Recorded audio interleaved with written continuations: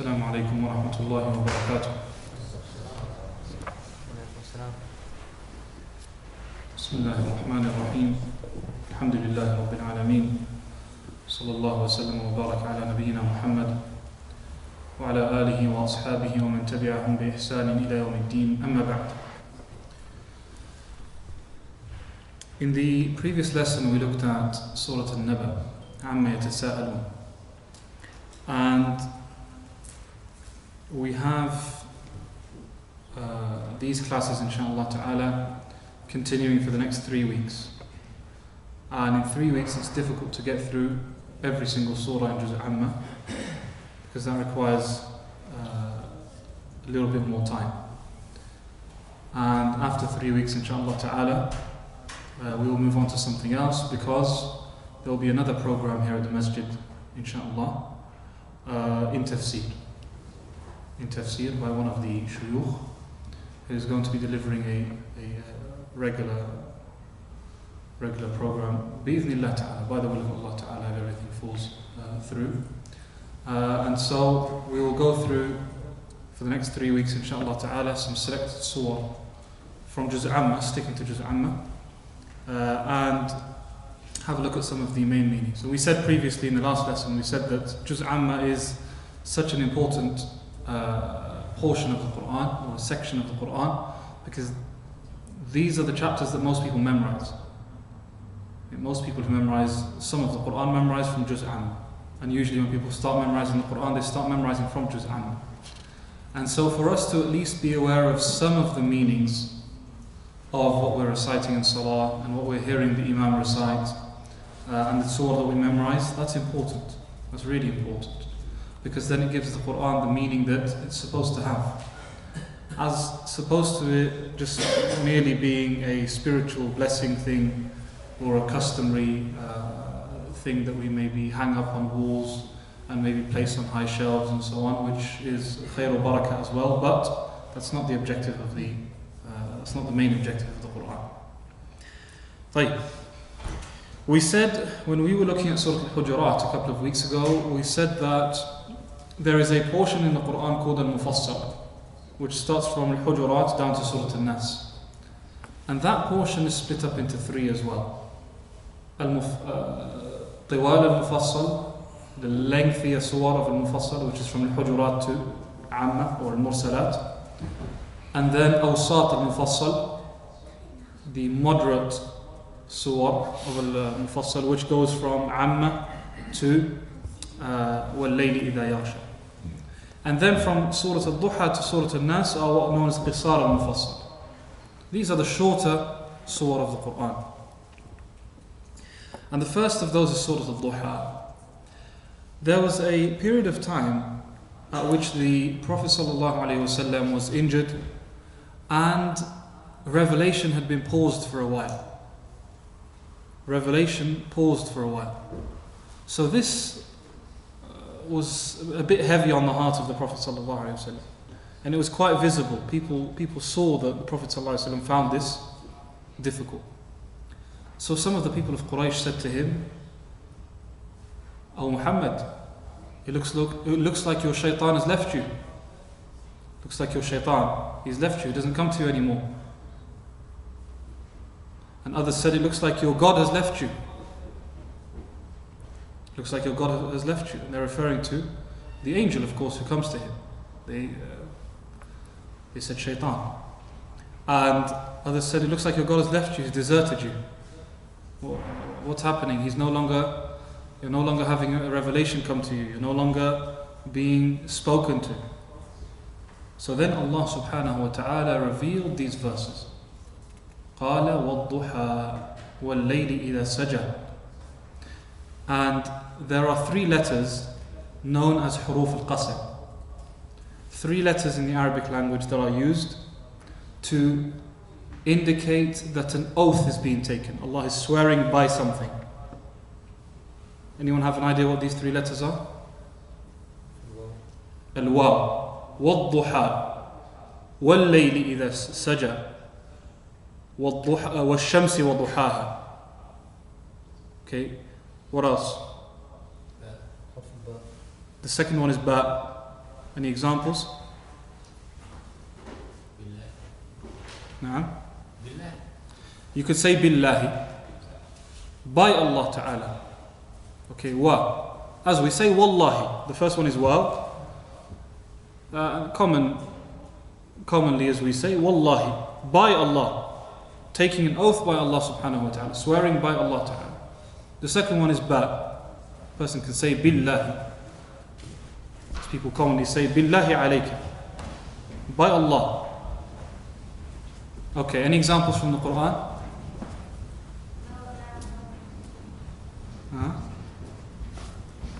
Any examples from the Quran with ba being used as qasam?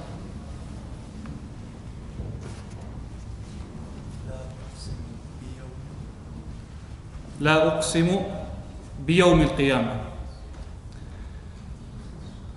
This is a qasam, but it's not because of the ba, because of the statement of qasam. لا أقسم, i.e. أقسم, as the scholars of tafsir say. طيب ba, نعم. Good. And once again, the qasam arguably, is it because of the ba or because of the qasam? قال فلا أقسم برب المشارق والمغارب إنا لقادرون. And the third letter is التاء. Any example? تالله لتسألون. By Allah you will be asked. Again, so al-alif, al-waw, wal-ba' wal-ta. 3 letters. If these 3 letters come with Allah's name connected to them, attached to them, wallahi, billahi, tallahi, these are all oaths being taken by Allah. What's the purpose of an oath? What's the purpose of an oath? Show the importance. To show the importance of something, to show the greatness of something. And that's why swearing or saying wallahi over something small isn't a good thing. It's not a good thing. Although it can be excused occasionally if it rolls off the tongue. Like Aisha radiallahu anha says, we were excused from na'am wallahi, aw la wallahi, these types of terms. Sometimes wallah rolls off the tongue. If occasional, and it rolls off the tongue, it can be excused. But otherwise, swearing by Allah subhanahu wa ta'ala shouldn't ever be done unless it's something big. And that's why for us as Muslims, it's only permissible for us to swear by Allah. And that's why in Sahih the Prophet sallallahu alaihi wasallam says, لا تحلفوا بآبائكم, don't swear by your fathers, ولا بأمهاتكم, nor by your mothers. وَمَنْ كَانَ حَالِفًا فَلْيَحْلِفْ بِاللَّهِ أَوْ لِيَصْمُتْ. And anyone who wants to swear, then let him swear by Allah or stay silent. And that's because he heard some of the companions swearing by their mothers. Like people say today, I swear on my mom's life. I swear on my mom's life I'm not going to do this. Or I swear on my mom's grave, you're going to give me that. And the Prophet ﷺ prohibited that. Yeah, the Prophet ﷺ prohibited that and said, "Man kana halifan," anyone who wants to swear because of a valid reason, فَلْيَحْلِفْ بِاللَّهِ, and let him swear by Allah or remain silent, أو ليصمت. But what about all these verses of the Quran? Allah is taking an oath by the night and the day and the sun and the moon and the stars. Allah is swearing and taking an oath by many things, and that's specific to Allah Ta'ala. Allah Ta'ala swears by whatever He wishes. As for us then, it's restricted to swearing by Allah Ta'ala. وَالضُّحَى, by the daybreak. Yeah, as soon as the day breaks, after Fajr. وَاللَّيْلِ إِذَا سَجَى, and by the night as it settles, as the darkness settles.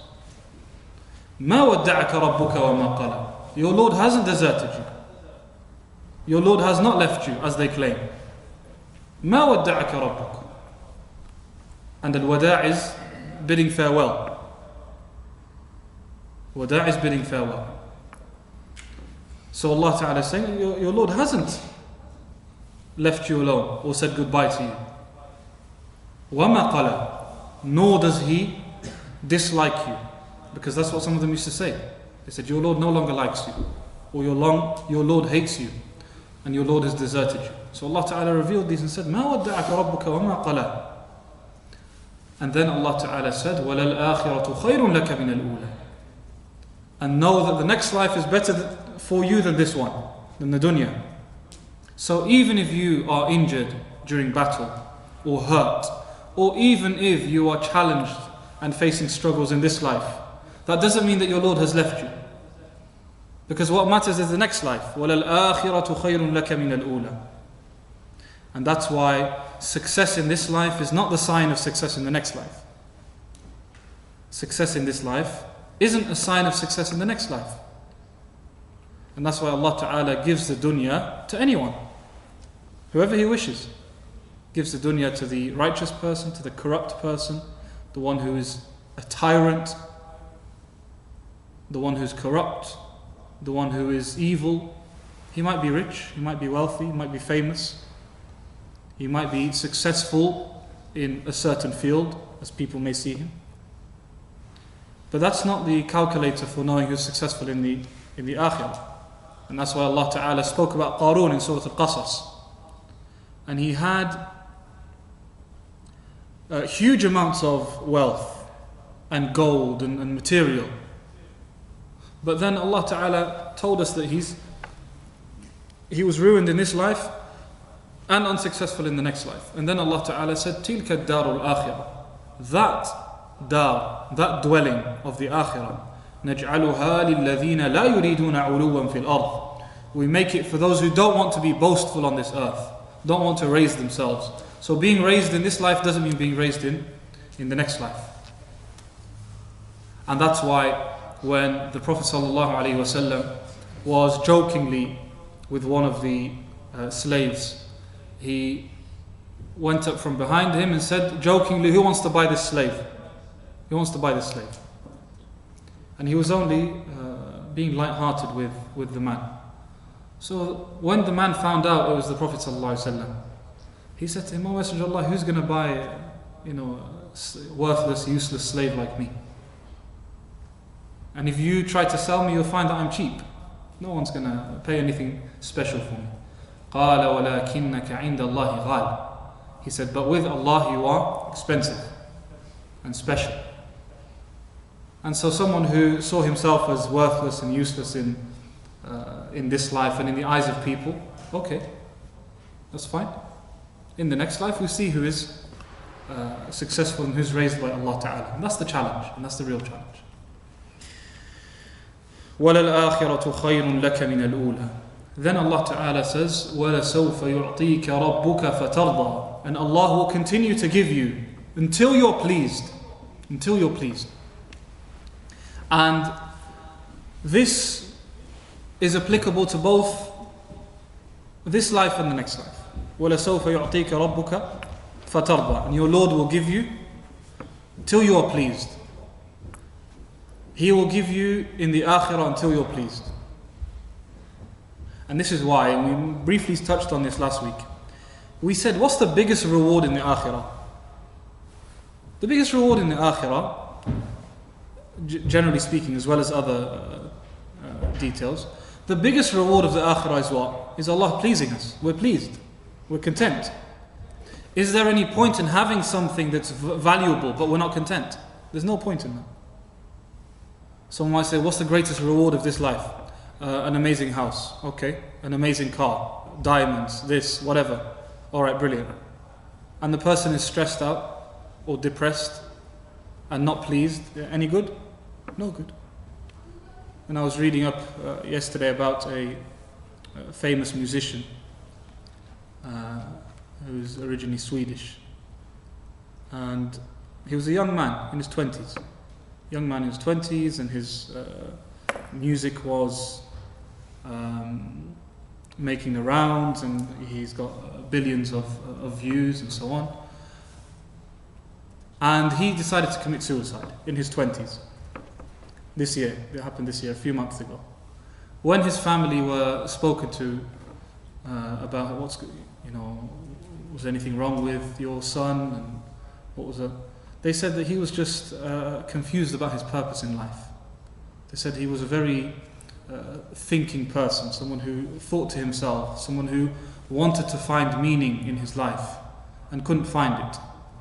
Okay, so material, and of course that's a difficult situation that many people are in, unfortunately, but having material gains is one thing, but if we're not pleased, that's no good. We won't be happy with that, and this is why the biggest reward in the akhirah is this pleasure. Allah Ta'ala pleases us with what He's given us. وَلَسَوْفَ يُعْطِيكَ رَبُّكَ فَتَرْضَى. Then Allah Ta'ala listed out a few blessings that He's blessed the Messenger sallallahu alaihi wasallam. قَالَ أَلَمْ يَجِدْكَ يَتِيمًا فَآوَى. Didn't Allah Ta'ala find you, O Muhammad, as an orphan?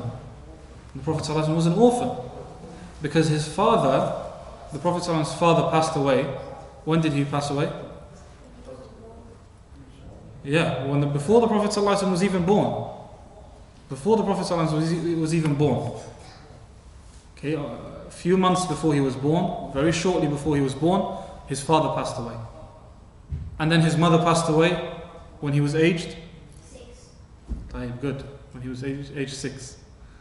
When he was aged 6, the Prophet ﷺ's mother passed away also. And his mother's name is? That's enough, stop shouting out. Okay, good. Amina bint Wahb. Amina bint Wahb. And the Prophet's father's name is Abdullah ibn Abdul Muttalib. Abdullah ibn Abdul Muttalib. So he's Muhammad ibn Abdullah ibn Abdul Muttalib ibn Hashim. And so he was an orphan. He was an orphan. Because the one whose father passes away when he's that young is considered an orphan. And the scholars, rahimahullah, say the one whose father passes away when he's younger than the age of 7. Some say younger than the age of 10. Regardless, he was young, 6 years of age. Someone, of course, who's much older isn't counted as an orphan. If you're 40 years old and your father passes away, you're not counted an orphan. The orphan is the one who's a child and whose father passes away as a child. So Allah Ta'ala says, أَلَمْ يَجِدْكَ يَتِيمًا. Didn't Allah find you an orphan فَآوَى, and He brought you to Him and looked after you through your family members and your grandfather and your uncle and so on. وَوَجَدَكَ ضَالًّا فَهَدَى, and He found you astray and guided you. Astray meaning not misguided. Okay, astray doesn't in this verse mean misguided. In this verse, astray means having no knowledge of Islam. That's what it means. As Allah Ta'ala says in the other verse, وَعَلَّمَكَ مَا لَمْ تَكُنْ تَعْلَمْ وَكَانَ فَضْلُ اللَّهِ عَلَيْكَ عَظِيمًا. And He taught you that which you didn't know. And Allah's virtue upon you and bounty upon you is great. Now, and so that's what this verse here means. وَوَجَدَكَ ضَالًّا فَهَدَى وَوَجَدَكَ عَائِلًا فَأَغْنَى. And He found you in poverty and enriched you, made you rich.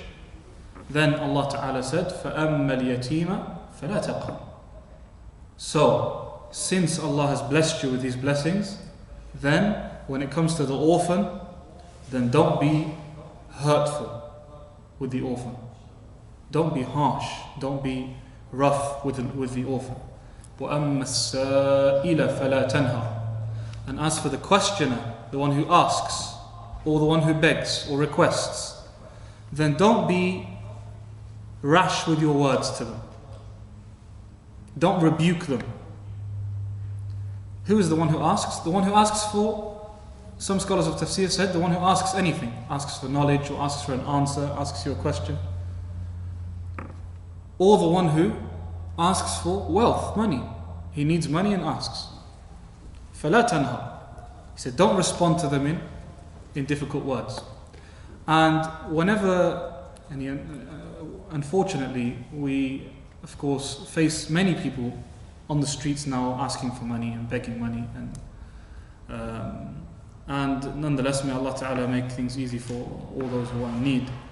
Sometimes a person is asked by people on the street and you doubt that question, you think this person's going to go and buy drugs, this person looks like he's an alcoholic, he's going to go buy alcohol, or he's going to do this.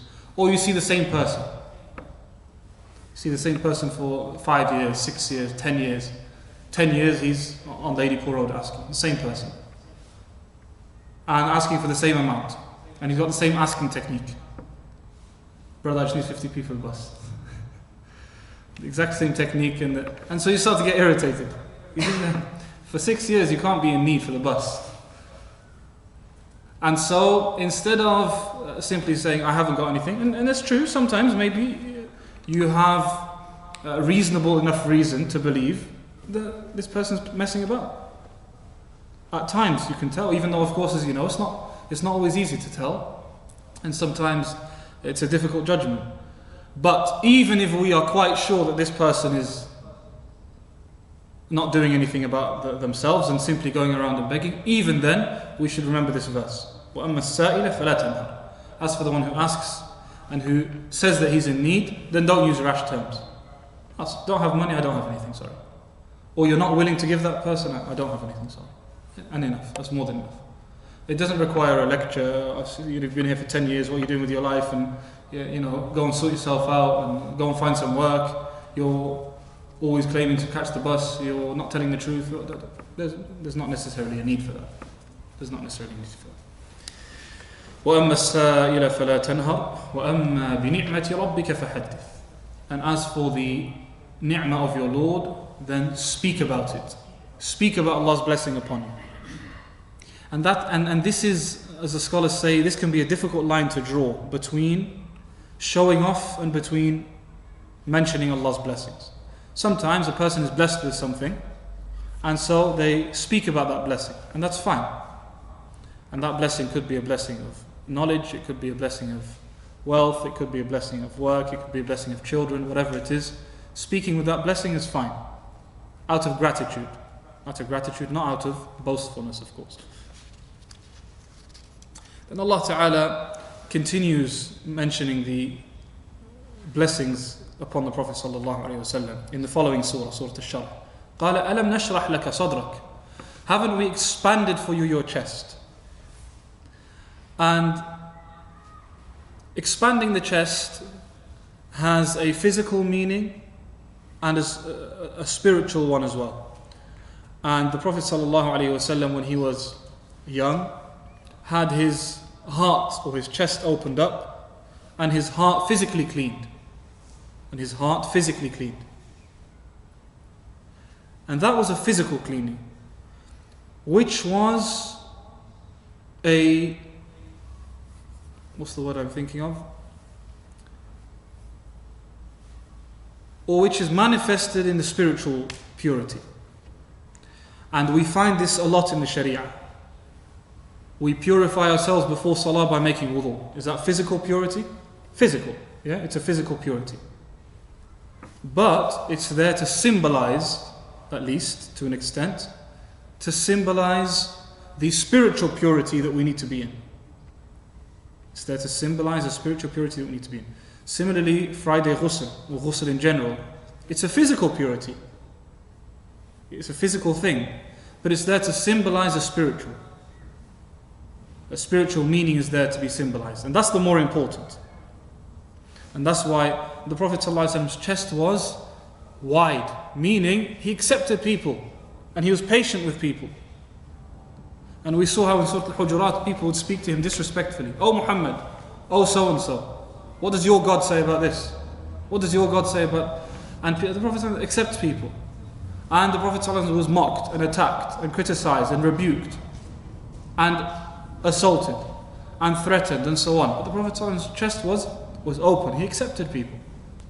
And he was easy with people. And that's why Aisha radiallahu anha says, the Prophet ﷺ never took revenge for his own self. Never took revenge for his own self. But when Allah's boundaries were crossed, then he put his foot down. And Allah Ta'ala says about him in the Quran, فَبِمَا رَحْمَةٍ مِّنَ اللَّهِ لِنْتَ لَهُمْ. Because of Allah's mercy upon you, you were soft towards them. وَلَوْ كُنْتَ فَضًّا غَلِيظَ الْقَلْبِ لَانْفَضُّوا مِنْ حَوْلِكَ. And had you been a rough person, hard-hearted, people would have turned away from you. People would have turned away from you. And this is why the most successful da'iyah, the most successful preacher from the time of Adam till our day is the Prophet ﷺ, without match. Without match. And this is one of the biggest reasons, because of his personality sallallahu alayhi wasallam. And subhanallah, it also shows that even though the Prophet ﷺ had such exceptional character, Allah referred it back to himself. Alam nashrah laka sadrak. Didn't we expand your chest for you? So even though someone like the Messenger ﷺ had such amazing character, still it wasn't down to only the Prophet ﷺ. It was Allah's blessing and favor upon him. If that's a prophet who relies upon his Lord to give him good akhlaq, to give him an open personality and an open chest for others, then we definitely are in need of that. And that's why if sometimes we think of ourselves or we look at ourselves, maybe sometimes people praise us as well, so we start to think highly of ourselves and our character. MashaAllah, I'm very patient with people, and I'm not difficult to anger. It's not easy to make me angry, and I forgive people easily, and I do this and I do that, and we start to pump ourselves up a little bit, thinking that that's all from us, which is of course not the case. If Allah Ta'ala blesses us with patience, that's from Allah Ta'ala. أَلَمْ نَشْرَحْ لَكَ صَدْرَكَ وَوَضَعْنَا عَنْكَ وِزْرَكَ الَّذِي أَنْقَضَ ظَهْرَكَ. And we put down for you your wizr, your sin. The word wizr means sin. الَّذِي أَنْقَضَ ظَهْرَكَ, the one who relieved the burden of you from your shoulders. It's like a burden on your shoulders, and Allah Ta'ala is the one who relieved you of that burden. Now, the scholars discuss when it comes to this verse, can the prophets commit sins? Do prophets commit sin? And do prophets make mistakes, even more generally speaking?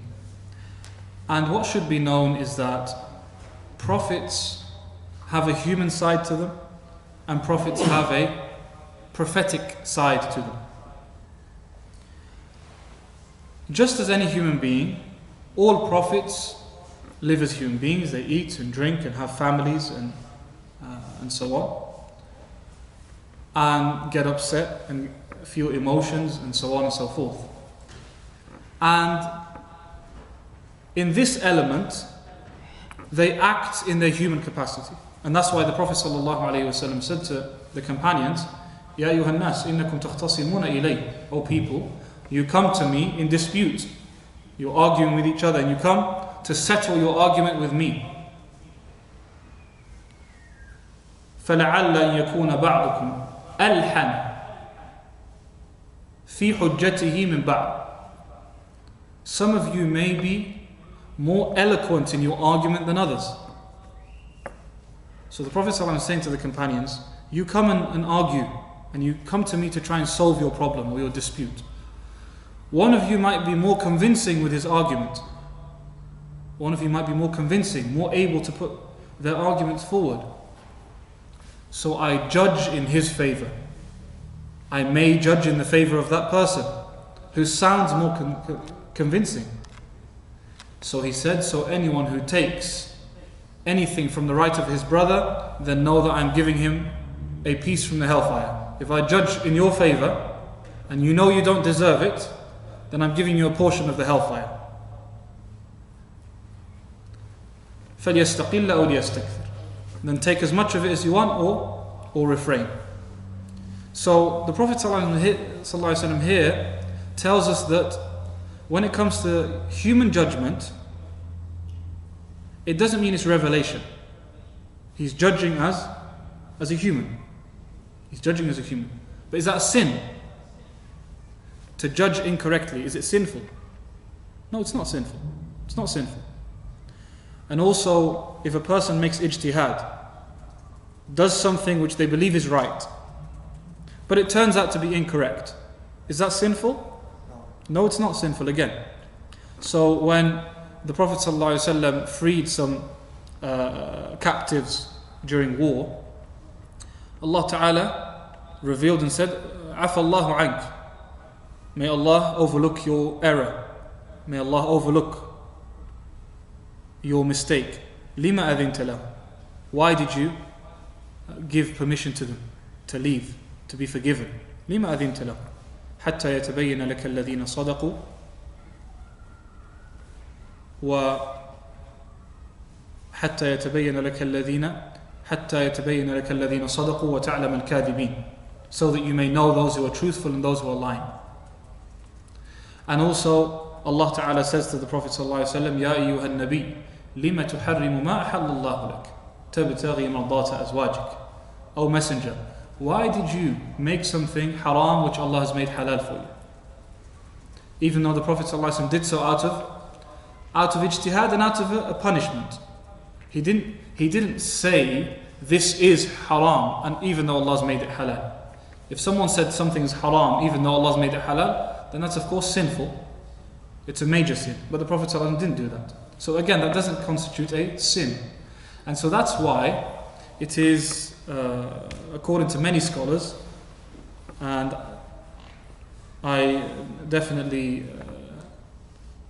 would suggest that this position is a preferred position and a better position. That's why it's questionable, or it should be avoided, for someone to say the prophets can commit sins, or the prophets sin. Even though some scholars say prophets may fall into minor sins, but not major sins. Major sins, that's a matter of consensus. The prophets don't fall into major sins.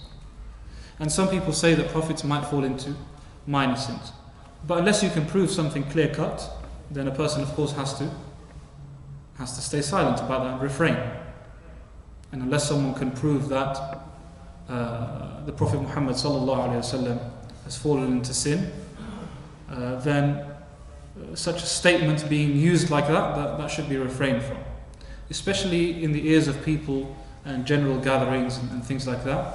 If someone makes that type of statement, you can understand why rightfully many people wouldn't like to hear that, like a person speaking in that manner, and rightfully so. So we have to distinguish between errors in human capacity and errors in religious capacity. Religious capacity, there's no scope for error, because Allah Ta'ala says, وَمَا يَنْتِقُ عَنِ الْهَوَىٰ إِنْ هُوَ إِلَّا وَحْيٌ يُوحَىٰ. He doesn't speak from his own words, it's all revelation revealed to him. إِنْ هُوَ إِلَّا وَحْيٌ يُوحَىٰ. As for in his human capacity, then he may do something as a human being, and then turns out that he shouldn't have done that, or turns out that something else was the better thing. And that's why the Prophet ﷺ once advised some of the companions about something, and when he advised them, that thing didn't work out. It was relating to farming and foods and so on. Things didn't work out. Dates and palm trees, etc. So when the Prophet ﷺ inquired and said, what happened here? They said, you're the one who advised us to do this. He said, I gave you advice based on my opinion. أَنْتُمْ أَعْلَمُ بِأُمُورِ دُنْيَاكُمْ. You're more knowledgeable about the worldly affairs of yours. And your dunya affairs, you're more knowledgeable of that. I gave you advice based on my dhann, قَالَ ظَنَّ, based on my view, based on my opinion, what I felt at the time. And so there's no clash between that and between being protected in terms of delivering the message of revelation. Okay, وَوَضَعْنَا عَنْكَ وِزْرَكَ الَّذِي أَنْقَضَ ظَهْرَكَ وَرَفَعْنَا لَكَ ذِكْرَكَ. And we raised for you your mention. We made your mention lofty. Allah Ta'ala raised the Prophet ﷺ and his mention. And that's why we don't mention the name of the Prophet ﷺ except by saying ﷺ. And that's why Allah Ta'ala mentions his name and the Messenger ﷺ's name in the Quran together. Often Allah Ta'ala mentions that. وَأَطِيعُ اللَّهَ وَأَطِيعُ الرَّسُولَ. Obey Allah and obey his Messenger. Obey Allah and obey his Messenger. And several ahadith also combined between Allah Ta'ala and loving Allah and loving the Messenger Sallallahu Alaihi Wasallam, and obeying Allah and obeying the Messenger Sallallahu Alaihi Wasallam. And that's a form of lifting the Prophet Sallallahu Alaihi Wasallam's name. Then Allah Ta'ala says, فَإِنَّ مَعَ الْعُسْرِ يُسْرًا. So know that with hardship comes ease. إِنَّ مَعَ الْعُسْرِ يُسْرًا. And this happens a few times in the Quran, where the same statement is repeated again, immediately. فَإِنَّ مَعَ الْعُسْرِ يُسْرًا. So know that with hardship comes ease. This is the nature of life, and very rarely does a person live just hardship. There are always ups and downs, ups and downs, ups and downs. And this is why every one of us here has faced times where maybe we are struggling to cope. Very difficult times. And now if we look back at those things, can we cope? We can cope. We can talk about those past experiences and even tell people about them, and maybe even laugh about them. Maybe even laugh about things these challenges that happened in the past. And at that time we were crying. We were crying about them, but now when it comes to talking about them, it's finished. We can talk to people about it and laugh, and maybe other people find it sensitive and are worried or offended for you. But you're like, oh, it's okay, it's not a big deal. Now it's not a big deal because it's past, and that's the nature of life. Things hit an up and then things hit down. إِنَّ مَعَ الْعُسْرِ يُسْرًا. Then Allah Ta'ala repeated it again. Indeed, with hardship comes ease. Ease follows hardship. And this is one of the ways of overcoming life's challenges and life's difficulties and so on, is to remember that things don't last. Things don't last. If this whole life doesn't last very long, then surely certain parts of life don't last very long. That's for sure. فَإِذَا فَرَغْتَ فَانْصَبْ وَإِلَىٰ رَبِّكَ فَارْغَب. So when you have completed something, an act of goodness and an act of worship, فَانْصَبْ, then get yourself onto another act of worship and another good deed. So the Prophet ﷺ was told to continuously do good. Not stop at one thing. Not recite, alhamdulillah, I've recited the Quran, then we leave it for a long, long time. Well, alhamdulillah, I've done something today, and that's it. From one thing to the next, from one thing to the next, from one thing to the next. That's what Allah Ta'ala commands His Prophet. And remember that every command for the Prophet ﷺ is also a command for his ummah. That's a general principle. Every command for the Messenger ﷺ is a command for us, unless there is a separate evidence to prove otherwise. Unless there is an evidence to prove otherwise. Otherwise, generally speaking, the Prophet ﷺ's life is an example for us. That's the general rule. So if someone says, no, that's specific to the Prophet ﷺ. Okay, if someone says, no, that's just specific to the Prophet ﷺ. So you have to prove that. You have to prove that. Or if someone says, no, that's specific to the wives of the Prophet ﷺ only. We have to prove that. The religion came for all Muslims. Otherwise that's a deficiency. That means the Quran is merely telling us stories. The Prophet had this, the Prophet did this, the companions did this, and so on. And that's not the purpose of the Quran. The purpose of the Quran is for it to be an eternal way of life. And so everything that is done by the Prophet ﷺ in a religious capacity, and everything the Prophet ﷺ is commanded to do, continues on to us and is a command for us as well. Unless there is another proof to prove otherwise.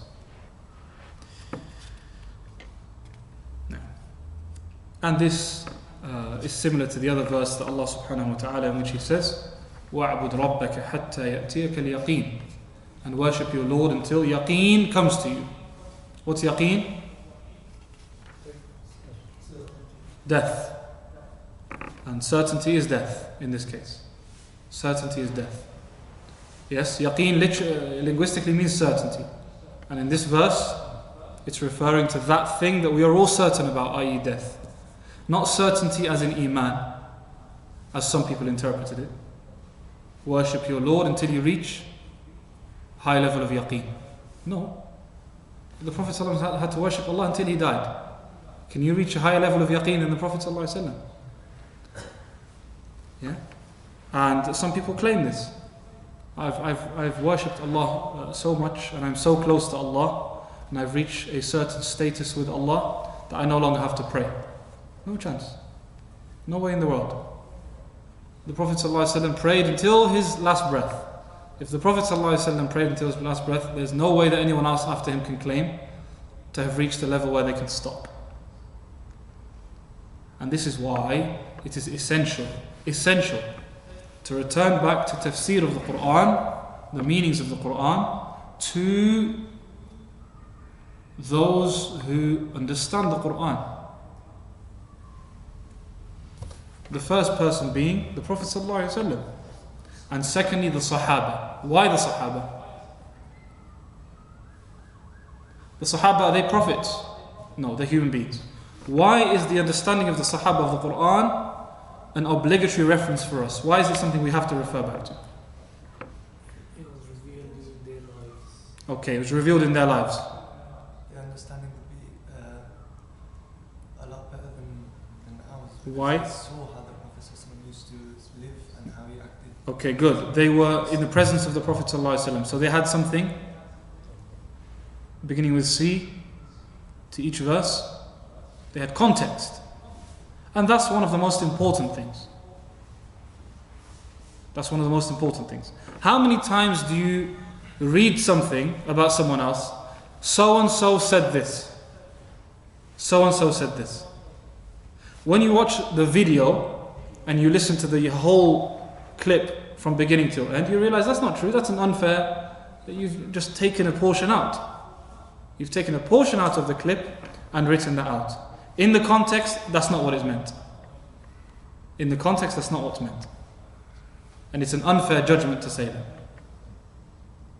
Similarly, we read the verses of the Quran and we read the words of the Prophet ﷺ.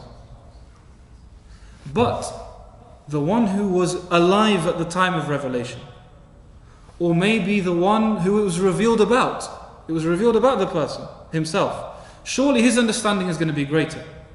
His understanding is going to be far greater. And this is why the one who's living something is far different from the one who's only hearing about it. If I hear about what life is like in this country or that country, it's not the same as being there and seeing it myself. Not the same at all. That's common sense. That's the second thing. Also, this Quran was revealed in which language? بِلِسَانٍ عَرَبِيٍّ مُبِينٍ, in a clear, pure Arabic tongue. The Arabic that we have today has been very much clouded and added to and subtracted from and edited and changed. Although it still has its roots in the Arabic language. So the Arabic or the Arabic dialects that people speak today still have roots in Arabic. And there are many words that we say in Algeria. I never imagined that these are Arabic words. I never imagined they were Arabic words. Then when I think about the roots of this word, I realize this came from this. This word came from this word. Yeah? One example, we say magwak. If someone's going through a difficulty or hardship, or someone's been through a challenge, we say magwak. I just say this, and we say this sometimes just thinking that's just what we say, that's the right.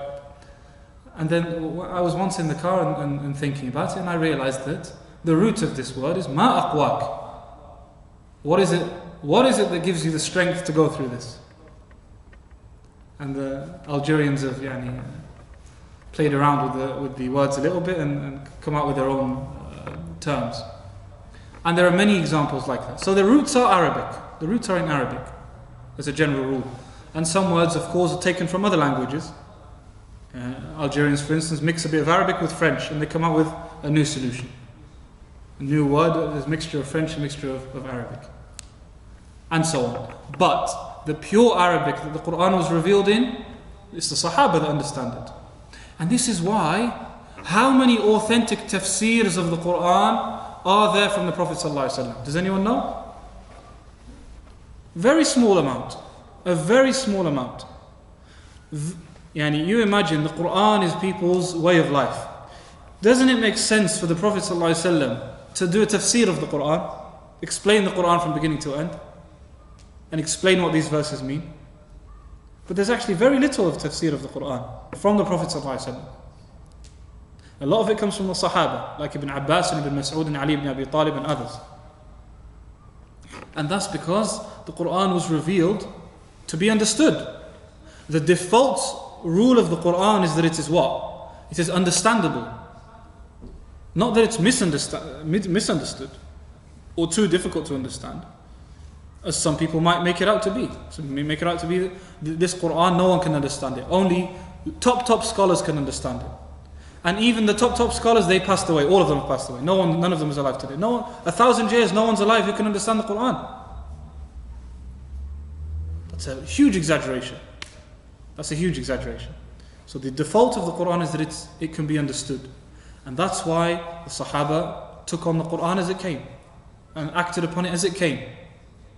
There were times where they asked or it required clarification and so on. Yes, of course, because that's the nature of being human. That's the nature of being human. But as a general rule, the Quran was revealed in their tongue and in their language. And that's why there wasn't a big problem in understanding the Quran. So if somebody comes today and picks up a translation of the Quran and wants to come out with a tafsir using a translation of the Quran, you say you're not coming out with a tafsir from the Quran. This translation is not the Quran. The translation of the Quran isn't the Quran. The Quran is that which Allah revealed upon to the Sahaba. And their understanding is what matters. And that's really important. And if we are following the understanding of the Sahaba, can we feel safe, or are we still worried that we may be incorrect? We're safe, no doubt. No doubt. Doesn't matter who comes and tries to convince and say, no, this means this or this means that. No problem. You carry on with that. I am with Abdullah ibn Mas'ud, Abdullah ibn Abbas, and Umar ibn Khattab, and I'm more than happy being on their side on the Day of Judgment. There's no doubt about that. And so the tafsir of the Sahaba always is given preference. We'll leave it at that. Sallallahu ala nabiyyina Muhammad wa alihi wa sahbihi ajma'in. Alhamdulillah. Any comments before we make our way? Jazakumullah khairan, and we will see you next week inshallah.